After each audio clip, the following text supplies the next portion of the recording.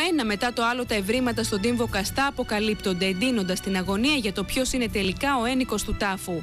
Ο επιβλητικός Λέοντας, ο τεράστιος από μάρμαρο θάσου σχεδόν τέλειος κύκλος, οι εντυπωσιακές σφίγγες στην είσοδο, οι απαράμιλης τέχνης καριάτιδες, τα τμήματα της μαρμάρινης θύρας που βρέθηκαν και το μοναδικό ψηφιδωτό με την αρπαγή της Περσεφόνης δεν αφήνουν αμφιβολίες για το ότι ο νεκρός ήταν μια σπουδαία προσωπικότητα.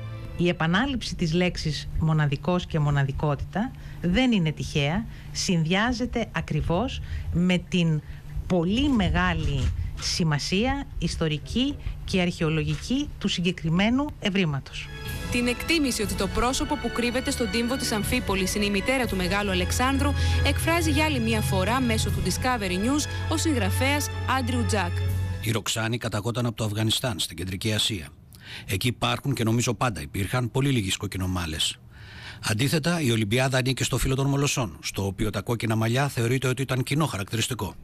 Οι προσπάθειες και η προσοχή της ανασκαφικής ομάδας έχουν στραφεί ήδη στον τρίτο θάλαμο. Η αποχωμάτωσή του γίνεται με πολύ προσεκτικό τρόπο, καθώς είναι και ο πιο ευαίσθητος από άποψη ισορροπίας. Το χώμα βγαίνει με το φτιάρι και οριζόντια για λόγους αντιστήριξης. Ήδη η αρχαιολογική σκαπάνη προχώρησε 35 πόντους στην αποχωμάτωση του τρίτου θαλάμου, ενώ το τελικό χρονοδιάγραμμα εξαρτάται απόλυτα από το αν θα υπάρξουν νέα ευρήματα ή όχι. Κάμερες ασφαλείας τοποθετούνται στον τύμβο για την προστασία των ευρημάτων. Αυξημένο είναι το τουριστικό ρεύμα με τα νέα ευρήματα που έρχονται στο φως να εντυπωσιάζουν.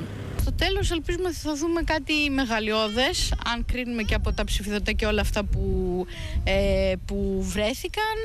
Φανταζόμαστε πώς ήταν τότε το ποτάμι που γυρνάει, που ήταν όλος αυτός ο κόλπος γεμάτος με νερό, τα καράβια μέσα που φεύγαν για την Ανατολή και από πάνω αυτή η τύμβη, γιατί δεν είναι μόνο ένας, είναι και άλλοι από ό,τι είδαμε στο μουσείο.